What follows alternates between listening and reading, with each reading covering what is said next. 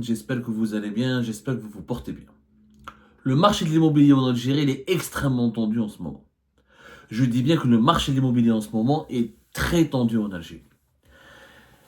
À un mois de la fin de l'année 2024, tout le monde essaie de vendre, de liquider ses biens immobiliers ou d'acheter rapidement avant l'entrée en vigueur de la fameuse mesure de la fin des transactions en espèces ou de la fin des transactions en cash pour l'achat des biens immobiliers qui a été imposée par la loi de finances 2025. La loi de finances 2025 entrera en vigueur à partir du 1er janvier 2025. Et l'une des mesures phares de cette loi de finances qui va bousculer dangereusement, et je vais expliquer pourquoi dangereusement, mais aussi totalement le quotidien des Algériens et des Algériens, d'ailleurs on ne sait même pas si cette mesure sera vraiment maintenue jusqu'à la fin de l'année 2025, c'est la fin des transactions en espèces. Rappelez-vous, le projet de loi de finances 2025, la loi de finances 2025, telle qu'elle a été adoptée, elle va obliger les Algériens et les Algériens à enterrer, à ne plus utiliser l'espèce ou le cash pour acheter de l'immobilier, des voitures ou dans les assurances. Ce seront les trois secteurs qui seront touchés, plus le secteur des bateaux et des yachts, où on ne peut plus aussi utiliser du cash pour acheter des biens ou pour échanger des biens. Cette mesure, elle s'explique, les autorités algériennes l'ont expliqué par leur volonté de lutter contre l'usage de l'informel, lutter contre l'évasion fiscale, de réguler les flux financiers et de récupérer de l'argent, du cash, de l'informel, de l'argent qui circule hors circuit bancaire, et de lutter donc contre le blanchiment d'argent aussi, parce que beaucoup de réseaux mafieux blanchissent l'argent dans l'immobilier ou dans l'achat des voitures. L'objectif et le but des autorités algériennes est légitime, il est même noble. C'est noble du point de vue économique de vouloir récupérer l'argent, encadrer les flux financiers, empêcher le blanchiment d'argent, empêcher l'évasion fiscale. Sauf que cette mesure a été appliquée brutalement du jour au lendemain dans un environnement économique et social qui est totalement inadapté à l'application de cette mesure. Quelle est la conséquence? C'est lié au marché immobilier. On est en train de se diriger vers un effondrement. La majorité des acteurs de ce marché que nous avons interrogés, les promoteurs, les vendeurs, SMASA, les agents immobiliers, les constructeurs de logements, s'attendent à un effondrement de ce marché de 30 à 40% dès le 1er janvier 2025. D'ailleurs, au jour d'aujourd'hui, au jour où je vous parle, depuis le 17 octobre, depuis la médiatisation et depuis qu'on a rendu public le projet de loi de finances 2025 où il y a eu cette mesure radicale, elle est radicale parce qu'elle n'a pas été décidée selon un échéancier, selon un calendrier, on n'a pas prévenu les Algériens. On leur a pas dit la moitié de la transaction d'une voiture ou d'un logement devra se faire par un autre moyen que l'espèce, que le cash. On leur a pas dit à partir de 2026, de 2027. On leur a dit dès janvier 2025, vous pouvez plus utiliser votre cash, vous pouvez plus acheter un logement en cash, ni acheter une voiture en cash, ni payer vos assurances en cash. Donc c'était brutal. On leur a pas donné le temps de se préparer. Encore une fois, nous sommes dans un pays où le cash domine la vie des Algériennes et des Algériens. Pour faire les courses, les Algériens et les Algériens utilisent à 90% le cash, pour ne pas dire à 100%. Dans le marché immobilier, par exemple, on a fait notre enquête, entre 50 à 60% des transactions se font en cash. Dans certaines régions du pays, c'est plus de 80% des transactions se font en cash. Il y a uniquement la capitale Alger, un peu Bjaïa, un peu Oran, etc., où les transactions sont cash, il n'y a pas de moyen bancaire, sont entre 40 à 50, il y a moitié cash, moitié transactions bancaires. Virement bancaire ou autre moyen de paiement bancaire. Mais le cash domine. Le cash domine la vie des Algériens et des Algériens. Ils n'ont pas fait ce choix. Ils n'ont pas choisi délibérément de subir cette domination. Parce que nous avons un système bancaire, encore une fois, archaïque. Comme on l'a expliqué dans l'émission précédente, concernant ce dispositif informel et inquiétant qui empêche les Algériens et les Algériens de déposer le cash dans leur compte bancaire parce qu'on leur demande des justificatifs. Mais ils n'ont pas de justificatif parce qu'on a toujours vécu dans le cash. On n'a jamais eu un système bancaire, on n'a jamais eu un système bancaire développé, moderne.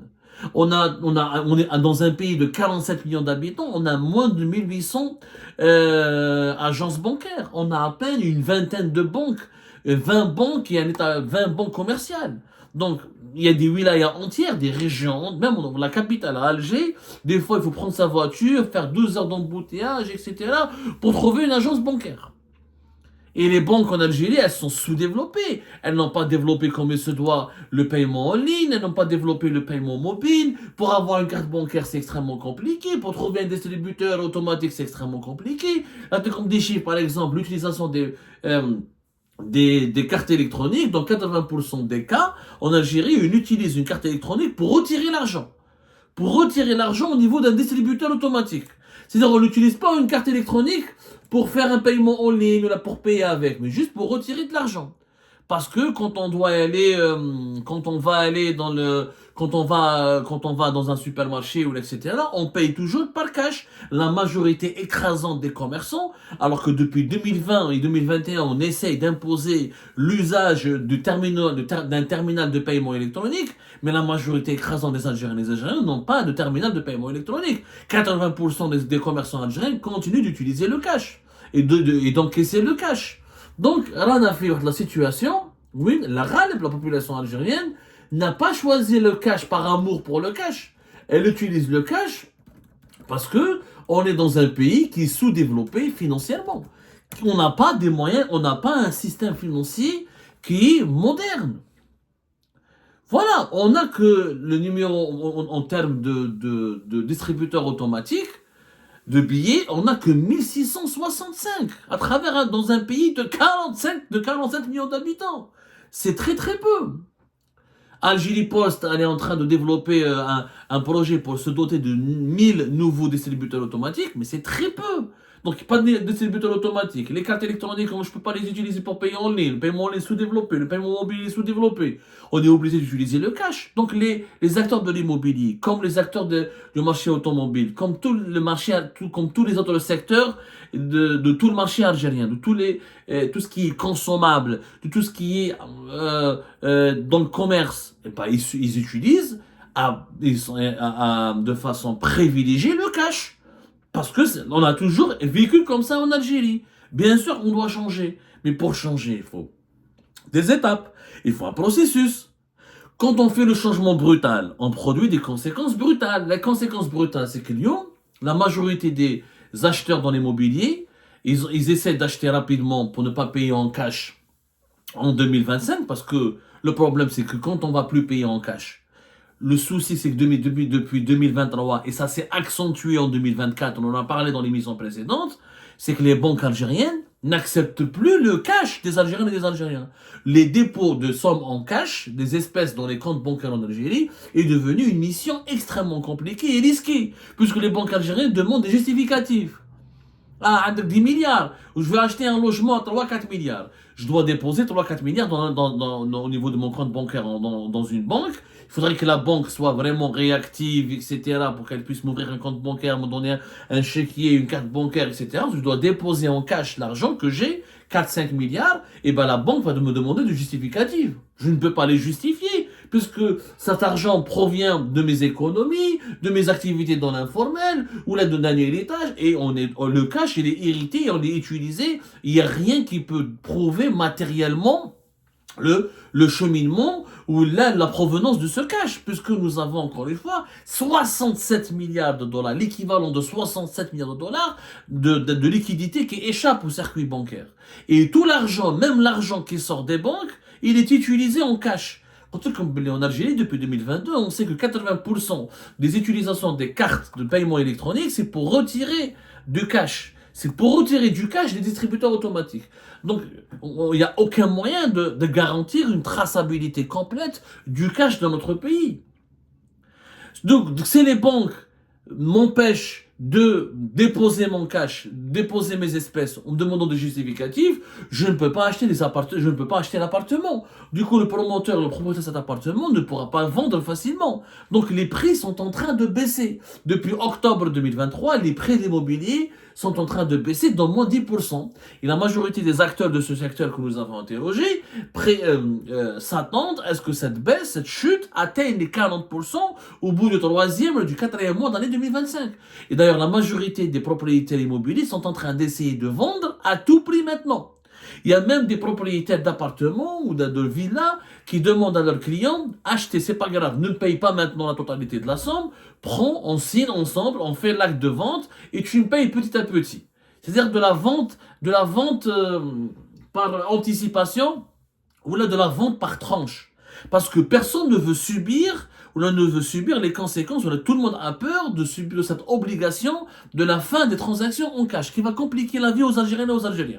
Il faut trouver une banque, il faut trouver un compte bancaire, il faut ouvrir un compte bancaire, il faut l'alimenter régulièrement, il faut que la banque soit réactive, il faut ensuite pouvoir utiliser, avoir le carnet de chèques dans les temps voulus, il faut que la banque ne m'emmerde pas, ne m'inquiète pas, ne me demande pas de justificatif à chaque fois que je dois ramener du cash. Acheter un appartement, c'est 4-5 milliards, c'est 2 milliards dans certaines régions, c'est 1 milliard et demi, des villas, il y a des villas qui valent 10 milliards. Oui, je dois ramener 10 milliards au niveau à la banque va me demander des justificatifs, je ne peux pas les déposer rapidement. Il y a des banques qui demandent à leurs clients de faire des dépôts en espèces graduels ou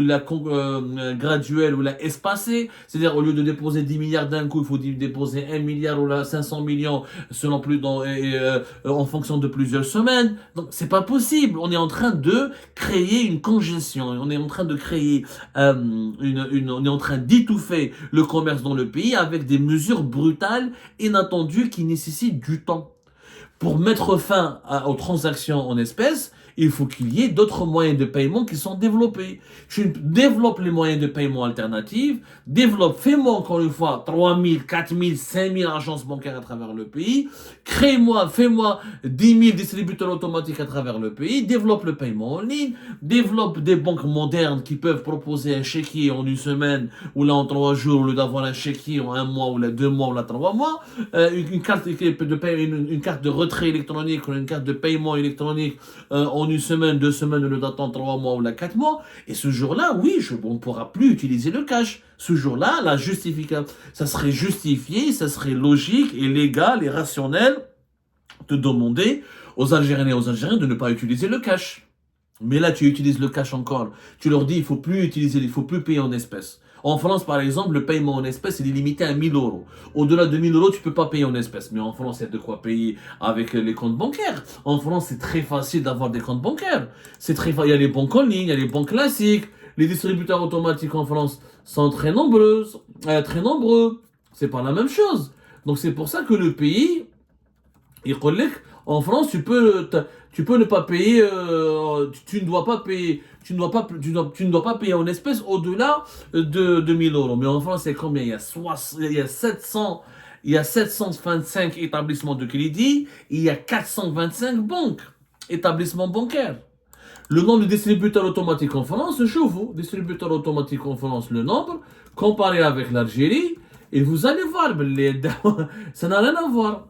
Cayenne, le nombre de distributeurs automatiques en France, il est plus de 44 000. Alors qu'entre 46 000 et 44 000 distributeurs. En Algérie, on n'en a même pas 1000 et quelques. Qui va se dire, comment veux-tu que je n'utilise pas le cash? Donc, il y a un problème au niveau des dirigeants algériens actuellement. Ils sont en train de se précipiter. Ils ont des buts qui sont louables. C'est noble, encore une fois, de la part du gouvernement de vouloir limiter l'utilisation du cash, lutter contre le blanchiment d'argent, l'évasion fiscale, l'informel, de contrôler les flux financiers du pays. C'est tout à fait noble. Mais il faut des mécanismes, il faut des stratégies au préalable. Sans développement du secteur bancaire et du secteur financier, on n'y arrivera jamais. Là, les gens paniquent dans l'immobilier, par exemple. Ça sera la même chose pour les voitures. Et les gens vont paniquer. Personne ne va acheter. Les gens ne vont pas pouvoir acheter parce qu'ils ne pourront pas justifier. Et ça sera compliqué d'acheter. Il faut passer. Il y a des régions, il y a des daïras entières où il n'y a pas beaucoup de banques. Moi, j'ai vécu des daïras en Algérie, oui, qui ont 50 000, 100 000 habitants, voire même, il y a des villes de 200 000, 300 000 habitants, il y a 2-3 agences bancaires. En Algérie, des fois, rappelez-vous, lors des jours de l'Aïd, lors des jours fériés, pour aller retirer de l'argent, il faut faire la queue. Des fois, il faut avoir des connaissances au niveau de la poste ou là au niveau de la banque pour que quelqu'un te fasse passer afin que tu puisses récupérer ton salaire ou là, ton argent en espèces. Donc, ça ne marchera pas. Les prix vont s'effondrer. Vous allez me dire, le marché immobilier, c'est bon, tant mieux pour les acheteurs. Pas vraiment. Il faut savoir que le marché immobilier en Algérie, il pèse presque $1 milliard. Il est estimé à 995 millions de dollars, à peu près. $1 milliard. Les prix de l'immobilier en Algérie baissent déjà. Il faut que depuis 2017 et entre 2017 et 2021, la baisse, elle est sensible. On parle d'une baisse de 15 à 14% selon les chiffres de la Caisse nationale du logement. Il y a eu des statistiques qui ont été faites là-dessus, etc. Par exemple, on annonce que le prix moyen d'un appartement de 80 mètres carrés, il était de 8,1 millions de dinars en 2017. On passe à 7,5 millions de dinars depuis 2021. Il y a eu vraiment de baisse. Les prix, par exemple, sont bas on parle pour les maisons individuelles, les petites villas à une maison individuelle. On est passé d'un prix moyen de 27 millions de dinars à un prix moyen de 24,5 millions de dinars en 2021. Donc là, déjà, le marché de l'immobilier en Algérie il a été secoué par l'impact de la Covid-19, par la fermeture des frontières, par tout ce qui s'est passé entre 2020 et 2022, et la situation économique et politique du pays. De moins en moins de personnes ont investi dans l'immobilier, beaucoup de personnes n'ont pas acheté, et le marché de la location est aussi là reculé. Il y a déjà eu beaucoup de recul, il y a eu vraiment beaucoup de recul. Par exemple, il y a des segments dans le marché immobilier, il y a eu des baisses de 25 à 30%. Comme c'est le cas des maisons individuelles, le prix du mètre carré, là, il a reculé dans plusieurs wilayas. Déjà, il y avait une crise dans l'immobilier. En Algérie, l'immobilier est en crise. Les gens n'achètent plus comme avant, les banques ne donnent pas de crédit comme avant. On a connu les 2 années, 2020, 2021, 2019, crise politique, 2020, Covid-19, 2021, l'impact de la Covid-19 et 2022, l'entrée l'entrée en vigueur d'une politique économique très sévère, très restrictive, où la croissance économique n'était pas au rendez-vous. Les gens n'ont pas beaucoup investi. Parce que l'immobilier, c'est quoi? C'est essentiellement de l'épargne en Algérie. C'est des gens qui ont de l'argent, qui achètent des appartements pour leurs enfants, ou là, qui font des maisons individuelles, ils font des maisons secondaires pour se doter de patrimoine. Les autres n'achètent pas, ils font au-delà d'ADL, ou là des logements sociaux, ou là ils construisent des logements, ou là des villes, des maisons, mais sur plusieurs années, ils économisent, mais chez la plupart c'est des maisons inachevées, qu'il va achever petit à petit. Mais ceux qui achètent beaucoup, les principaux investisseurs dans l'immobilier en Algérie, c'est les personnes riches qui font de l'épargne, qui constituent un patrimoine. Des maisons secondaires, plusieurs appartements, qu'ils mettent ensuite à la location, etc. C'est des investisseurs. Donc, tu leur dis d'acheter plus en cash. Ils ont que du cash. Ils ne peuvent pas tout justifier au niveau de la banque parce qu'il n'y a rien à justifier. Ils ne peuvent pas justifier. Le pays entier vit dans le cash. Il faut savoir que dans tout le secteur commercial en Algérie, les transactions en cash, c'est au-delà de 50%. Il n'y a pas un secteur en Algérie où ce soit le commerce de gros, de détail, l'électroménager, les produits mécaniques, les articles, les vêtements, il n'y a pas un secteur où l'utilisation du cash elle est à 40%. C'est pas cash. Ça n'existe pas. On est un pays de cash.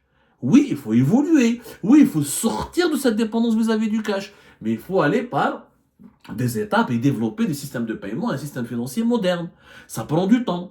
Toi, tu me dis la fin de la transaction en espèces. Ben, les gens, l'immobilier, moi, je ils sont en train de bâcler, ils sont en train de casser les prix pour vendre le maximum de logements ou de villas ou de maisons avant 2025. Et les acheteurs ne sont pas nombreux. Ils ne sont pas nombreux les acheteurs parce qu'il y a une crise économique, il y a l'inflation, à 2 chiffres, il y a les salaires qui n'évoluent pas. Comme il n'y a pas de relance économique importante dans le pays, les gens n'investissent plus comme avant. Beaucoup de gens qui ont de l'argent préfèrent aller à l'étranger ou la transformer. Avant, justement, on a parlé hier de la flambée de l'euro. Avant, beaucoup de personnes riches en Algérie investissaient dans l'immobilier. Maintenant, ils n'investissent plus dans l'immobilier. Comme il n'y a plus de confiance dans la situation actuelle du pays, politique économique, ils préfèrent acheter de l'euro. Et leurs actifs, c'est des euros. Ils font plus d'actifs en immobilier. Donc le marché de l'immobilier, il est déjà en forte baisse. Mais vraiment en forte baisse depuis 2021-2022. Là, il va s'effondrer. Avec la fin de la transaction des transactions en espèces, il va s'effondrer. Et il va y avoir des faillites. Des promoteurs ne pourront pas travailler correctement. Les constructeurs ne pourront pas travailler correctement. Les agences immobilières ne pourront pas travailler correctement. Qu'est-ce qu'il aurait fallu faire? Il aurait fallu, par exemple, les villas, il ne faut pas payer en cash. Mais les appartements, les appartements. Ou la CAL, graduellement. Il faut que 30% de la valeur du logement soit payé par chèque et non pas par cash, par exemple. Ou la moitié, ou la 20 ou la 25%. Il fallait commencer par certains wilayas pilotes. Il fallait faire une stratégie graduelle et bien sûr développer le système de paiement. Développer un système financier, développer les banques, développer une véritable inclusion financière. C'est-à-dire dans un pays où 44%, le taux de bancarisation est de 44%, c'est-à-dire que 44% de la population a accès aux services bancaires, et ben tu ne peux pas, dans ce pays-là, demander aux gens de renoncer définitivement au cash. Surtout dans l'immobilier, ou là, dans un achat des voitures, qui sont les voitures et l'immobilier, c'est des besoins vitaux. C'est se loger, bouger, se transporter, voilà. C'est la liberté de mouvement, c'est la liberté c'est pas la liberté, c'est le besoin de mouvement et le besoin de s'abriter. C'est des besoins fondamentaux de société. On a tout bousculé avec beaucoup de brutalité. Et encore une fois, se fixer des objectifs ambitieux, il faut derrière des stratégies ambitieuses et des plans de développement. Mais la brutalité dans les décisions ne fait que du mal. L'économie n'aime pas la brutalité. L'économie, comme l'économie d'un pays, a besoin de stabilité. La stabilité, c'est la souplesse. C'est l'évolution progressive. Mais il n'y a pas d'évolution. La brutalité n'apporte pas l'évolution. La brutalité n'apporte que la déstabilisation.